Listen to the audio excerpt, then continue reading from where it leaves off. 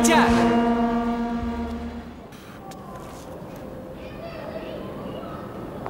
Катя, подожди секундочку, я сейчас спущусь. Вот в этом доме. Только подъезд с той стороны. А? Мне пора. Ага. Не будет. Остановись мгновение, ты прекрасна. Вадим, скажи им. Остынь, расслабься. Пропустите! Мы тебе еще библиотеку не показали. Бабушки, девушки!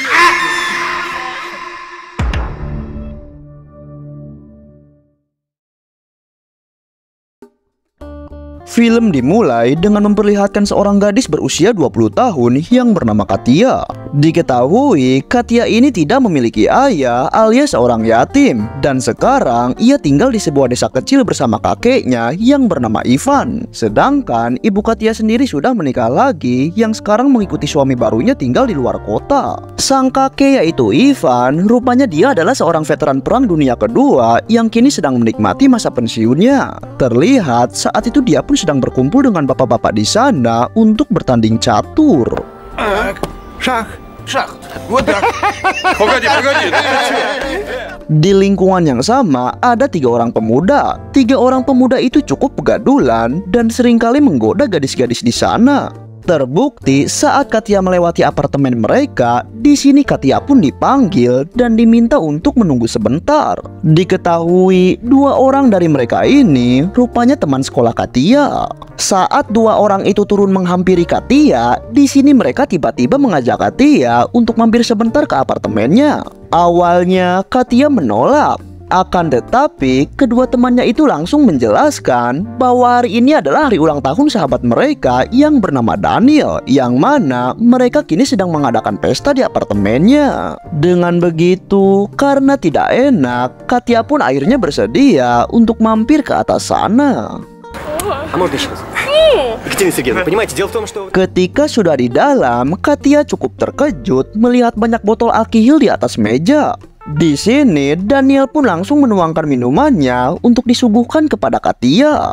Namun, Katia menolaknya karena Katia tidak pernah abok-abokan. Akan tetapi, setelah mereka terus mendesaknya, pada akhirnya Katia terpaksa mencicipi minuman tersebut. Kemudian di sini juga mereka meminta Katia menyanyikan lagu ulang tahun untuk Daniel karena kebetulan Katia pandai bernyanyi. Namun saat Katia sedang lengah, tiba-tiba salah satu temannya yang bernama Isro menuangkan sebuah serbuk ke dalam minuman Katia.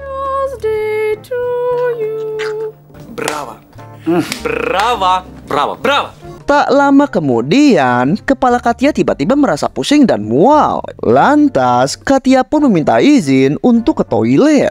Akan tetapi, bukannya ditunjukkan di mana kamar mandinya, para pria itu malah mengarahkan Katia ke ruangan lain. Di sana, Katia yang menyadari niat mereka, terlihat jelas Katia pun mulai tidak nyaman. Sontak, Katia pun memutuskan untuk pulang. Akan tetapi, Katia yang semakin pusing, ia seketika tak berdaya, hingga pada akhirnya Katia pun diperkaos oleh mereka secara bergantian. Setelah selesai, para pemuda itu akhirnya menyuruh Katia pulang karena langit sudah mulai gelap. Isro juga sempat memberikan uang untuk Katia sebagai terima kasihnya. Terlihat Katia benar-benar menyesali kejadian itu karena selama ini dirinya selalu menjaga ketingtingannya. Katia pun membuang uang pemberian Isro tadi karena harga diri Katia tidak sebanding dengan jumlah uang berapapun. Setelah melihat Katia pergi, salah satu dari mereka yang bernama Ferran sempat merasa bersalah kepada Katia karena Katia adalah teman sekolahnya. Namun, Isro dan Daniel dengan santainya menenangkan Ferran bahwa semuanya akan baik-baik saja. Katia yang sudah tiba di rumah, ia pun menangis terisak-isak karena kejadian yang menimpanya seketika membuat dirinya trauma. Melihat Katia menangis, sang kakek yaitu Ivan langsung menghampirinya. Awalnya sang kakek tak mengerti dengan apa yang terjadi pada Katia, sebab Katia tidak mau menceritakan kejadian itu. Akan tetapi ketika Ivan melihat darah keluar dari pangkalnya, ia pun seketika mengerti apa yang telah terjadi. Lantas dalam keadaan hancur hati, Katia langsung menceritakan yang sebenarnya. Katia juga menyebutkan bahwa yang telah melakukannya adalah Daniel, Isro, dan Ferran. Setelah mengetahui semuanya, Ivan yang tidak mau tinggal diam, dia pun langsung berencana untuk meminta pertanggungjawaban mereka bertiga. Singkat waktu, saat Ivan akan mendatangi apartemen mereka, tiba-tiba Ivan dihentikan oleh tetangganya. Где Катя? Si tetangga yang melihat Ivan begitu emosi, dia pun mencoba bertanya baik-baik kepada Ivan apa yang sudah terjadi. Ivan pun langsung menegaskan kalau dirinya sangat tidak terima karena cucunya telah diperkaos oleh 3 pemuda begundal. Mendengar semua itu, di sini si tetangga yang tahu betul dengan sejarah Ivan di masa lalu, ia berusaha menenangkan Ivan untuk tidak berbuat kebrutalan. Si tetangga menyarankan agar Ivan menelepon polisi terlebih dahulu sebelum Ivan bertindak sendirian. Kemudian si tetangga bertanya di mana Katia sekarang. Ivan mengatakan kalau Katia terus mendekam di kamarnya karena dia sekarang benar-benar merasa terpuruk. Di sini si tetangga menyarankan Ivan agar Katia tidak menghapus lukanya agar nanti bisa dijadikan bukti. Rupanya diketahui si tetangga tersebut bukanlah warga biasa. Ternyata dia merupakan seorang instansi polisi yang mengerti dengan hukum. Namanya ialah Robi. Di sini Robi juga berjanji akan membantu Ivan dalam menangani kasus tersebut. Pada akhirnya Ivan bersedia mempercayakan kasus sang cucu kepada Robi. Setelah Robi melaporkan kejadian ini kepada atasannya, saat itu juga para polisi diam-diam berdatangan untuk menyergap apartemen mereka. Di sini, si inspektur polisi sampai-sampai membuka bajunya untuk berpura-pura menjadi seorang pemabuk agar mereka mau membuka pintunya.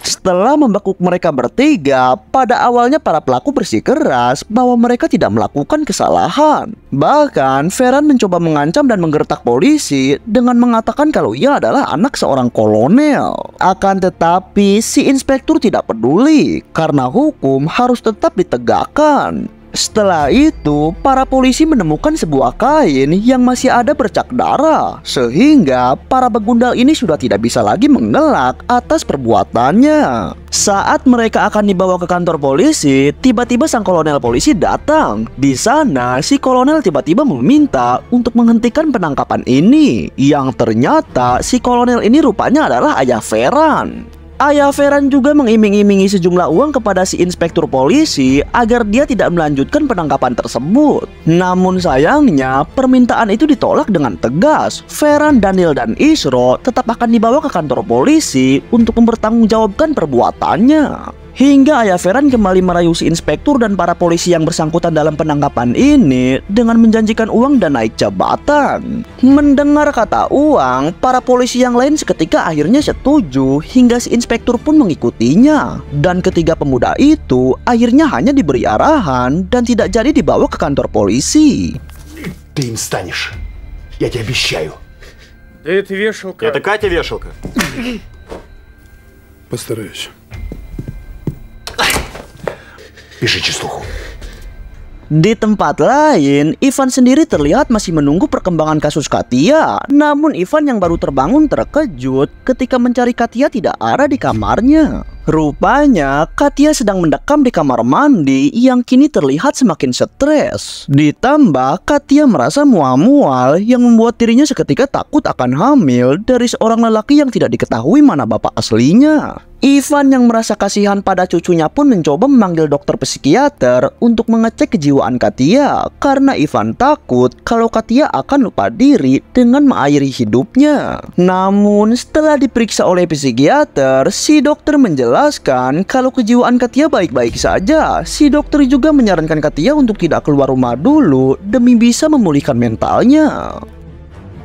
Di kemudian hari, Ivan mendapat laporan bahwa para pelaku dibebaskan karena pengaruh ayah Veran. Sontak, Ivan yang tidak terima, ia langsung bertekad untuk membawa kasus Katia ke pengadilan. Namun sebelum itu, Katia dan Ivan pun pergi ke kantor polisi untuk melakukan pemeriksaan lainnya. Di sana, Katia masuk ke dalam ruangan penyidik, sementara Ivan menunggu di luar. Di dalam, Katia malah dipojokkan oleh penyidik dengan menganggap kalau kejadian itu terjadi karena Katia lah yang telah memancing ketiga pemuda itu demi bisa mendapatkan uang. Artinya, si penyidik ini menganggap Katia adalah seorang marimas. Mendengar hal tersebut, tentu Katia menjadi semakin hancur dan merasa sakit hati. Namun di balik itu, ternyata ayah Veran sudah menyogok para instansi untuk membalikan fakta agar Ivan dan Katia berhenti mempermasalahkan kasus ini. Отбой.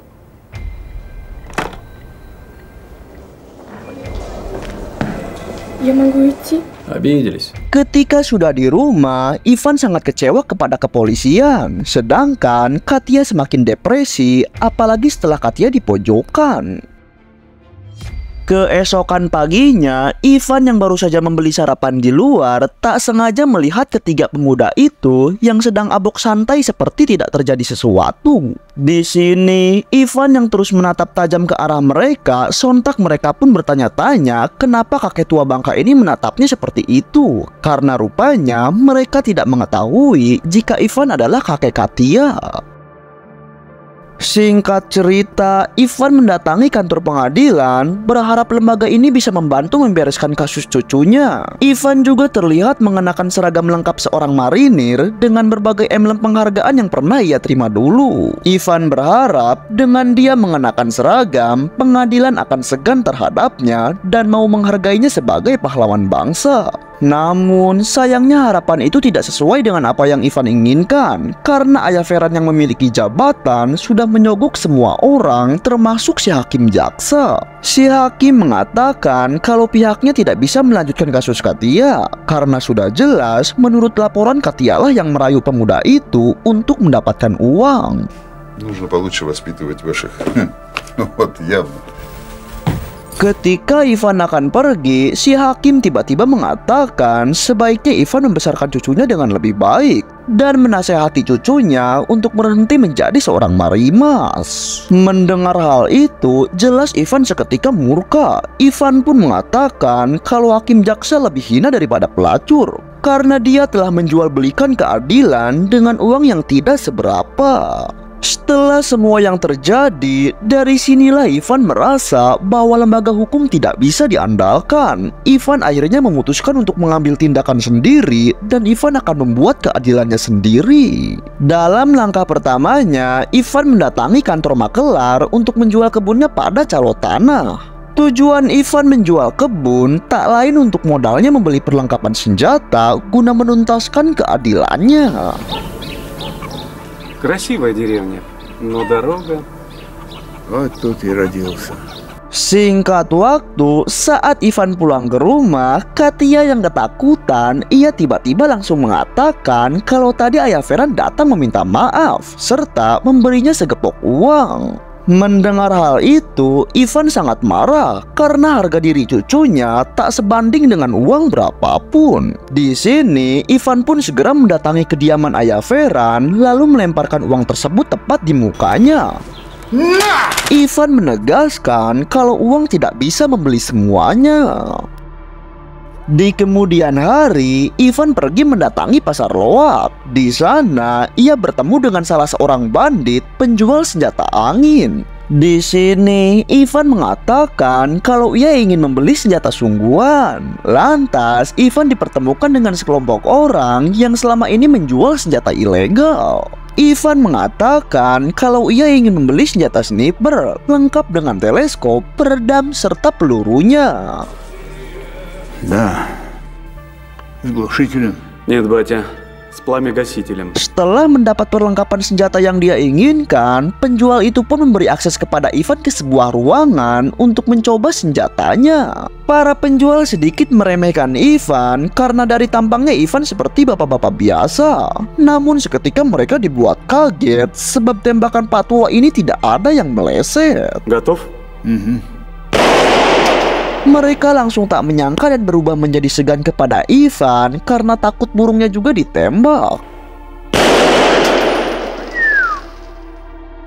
Saat sudah di rumah, terlihat Katya yang sekarang tampak lebih baik. Katya sepertinya ingin belajar melupakan trauma itu dan membiarkan semua ini berlalu begitu saja. Akan tetapi tidak bagi Ivan. Ivan sendiri tetap tidak akan tinggal diam karena keadilan harus ditegakkan. Apalagi ini menyangkut kesucian dan harga diri keluarganya. Di sini Katya lalu memberitahu kalau tadi pagi tetangganya menitipkan kunci rumah karena si tetangga akan pergi keluar kota untuk beberapa hari. Mendengar hal itu, Ivan pun segera mengambil kuncinya, lalu bergegas ke sana untuk menyalakan lampu di rumah si tetangga karena langit sudah mulai gelap. Sesampainya di sana, ternyata rumah si tetangga berhadapan langsung dengan apartemen milik si pemuda. Lantas, Ivan berencana akan melakukan aksinya di rumah ini.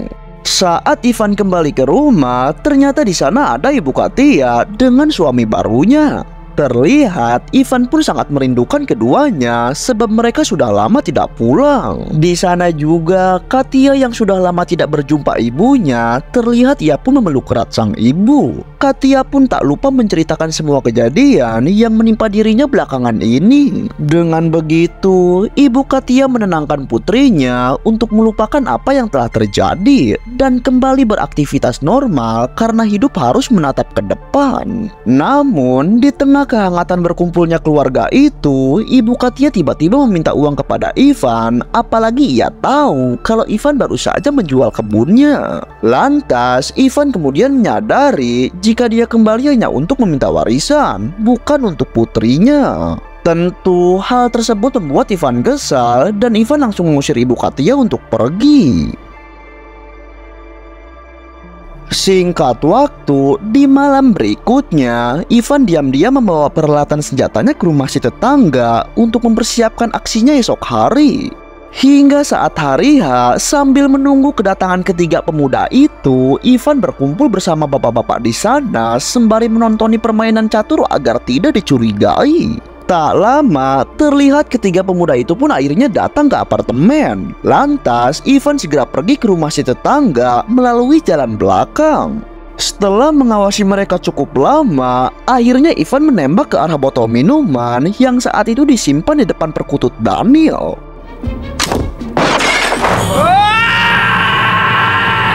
Hal itu dilakukan agar pecahan botol tersebut melukai perkutut Daniel dan agar terlihat seperti sebuah kecelakaan. Alhasil, burung perkutut yang dulu pernah digunakan melukai hati cucunya kini sudah tidak bisa diandalkan lagi. Kemudian, Ivan segera membereskan rumah tetangganya lalu kembali bergabung bersama teman-temannya seolah tidak terjadi apa-apa.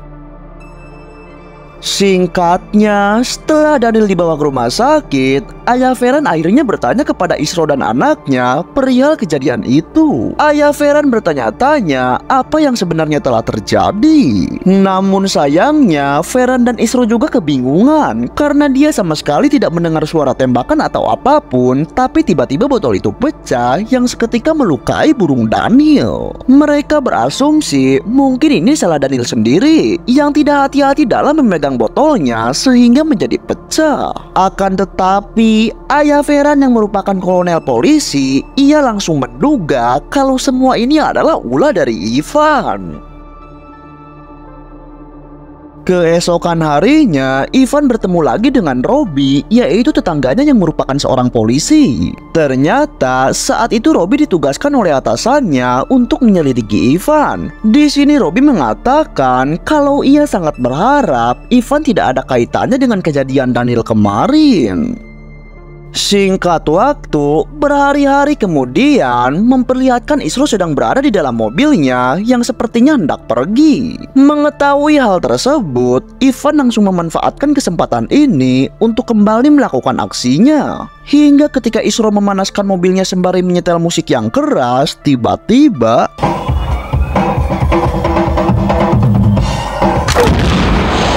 ya, Ivan sengaja menembak ke arah tangki mobil agar seolah-olah kejadian ini diakibatkan karena ada percikan api di mobil tersebut. Kemudian Ivan segera pergi ke kerumunan yang saat itu berbondong-bondong menyaksikan kebakaran mobil Isro. Di sana Robi sempat melihat ke arah Ivan dan seketika curiga kalau kejadian ini adalah ulah Ivan. Namun sampai sekarang Robi belum bisa menemukan bukti apapun jika Ivan adalah pelakunya. Adegan berpindah ke rumah si kolonel yang mana terlihat saat itu Feran cukup shock dengan apa yang terjadi kepada kedua sahabatnya. Di sini ayah Feran juga menduga kalau ini pasti adalah ulah Ivan yang ingin balas dendam. Maka dari itu ayah Feran meminta pada putranya tersebut untuk tetap mendekam di dalam rumah karena target selanjutnya pasti adalah Feran. Mendengar hal tersebut, Feran seketika menjadi takut tak karuan. Ia tidak mau nasibnya akan sama seperti Daniel dan Isro. Di sini Feran lalu meminta sang ayah untuk segera turun tangan sebelum Ivan melakukan aksinya. Di sisi lain, Robi mendatangi rumah Ivan ketika Ivan sedang tidak ada di rumah. Robi beralasan kepada Katia kalau ia berkunjung hanya ingin melihat keadaan Katia. Di sini Katia mengatakan kalau sekarang ia sudah membaik dan sudah melupakan kejadian-kejadian kemarin. Saat Robi melihat ke arah kunci, Katia langsung menjelaskan kalau kunci itu adalah kunci rumah milik tetangganya yang dititipkan karena si tetangga sedang keluar kota. Hingga saat Katia akan menyiapkan minuman, Robi segera mengecek di setiap sisi rumah Ivan berharap ia menemukan bukti. Namun sayangnya, Robi tidak menemukan apapun di rumah tersebut. Kembali ke rumah Feran. Di sana, ayah Feran memberikan putranya sebuah senapan agar Feran bisa berjaga-jaga. Si kolonel juga berpesan untuk tidak ragu menembak Ivan jika Ivan mendatangi rumah mereka. Karena sebelumnya ketiga pemuda itu ada urusannya dengan Ivan, dengan begitu para aparat hari ini langsung menggeledah rumah Ivan untuk mencari kebenaran. Di sana juga si kolonel terus mendesak Ivan untuk mengakui perbuatannya. Si kolonel pun meminta Ivan untuk menunjukkan senjata-senjatanya, mengingat Ivan dulu merupakan seorang veteran perang. Akan tetapi, ketegangan itu tak lama dibuyarkan oleh tetangga Ivan yang baru saja pulang dari luar kota. Di sini si tetangga yang tidak mengetahui ada kekacauan di lingkungannya, ia langsung meminta kunci rumah yang sebelumnya ia titipkan. Mendengar hal itu, si kolonel langsung curiga kalau peralatan senjata Ivan pasti dia sembunyikan di rumah si tetangga. Lantas, saat itu juga si kolonel membawa Ivan menuju rumah si tetangga. Di sana, si kolonel dan para polisi lainnya langsung menggeledah rumah tersebut. Di sini, Ivan dibuat panik karena selama ini senjatanya itu disimpan di dalam lemari baju. Namun anehnya, ketika lemari itu digeledah, tak diduga ternyata senjatanya tidak ada di sana. Sontak, karena tak kunjung menemukan senjata tersebut, si kolonel memaksa Ivan untuk mengaku saja karena ia tahu Ivanlah yang melakukan semua ini. Si kolonel juga mengancam akan menghabisi Katia dan juga Ivan sendiri jika sampai terjadi apa-apa kepada Feran anaknya. Mendengar ancaman itu, tiba-tiba Ivan mengatakan kalau sekarang sudah terlambat. Dengan begitu, sontak si kolonel dan para polisi detik itu juga langsung bergegas ke rumah untuk menyelamatkan Feran. Dan sesampainya di sana, si kolonel terus menggedor-gedor pintu karena Feran tak kunjung membukanya. Hingga si kolonel membuka paksa pintu tersebut dengan menembaknya. Namun tiba-tiba Feran yang ketakutan, ia mengira jika yang datang menggedor-gedor itu adalah Ivan. Bahkan sepertinya Feran sudah terkena gangguan mental akibat rasa ketakutannya.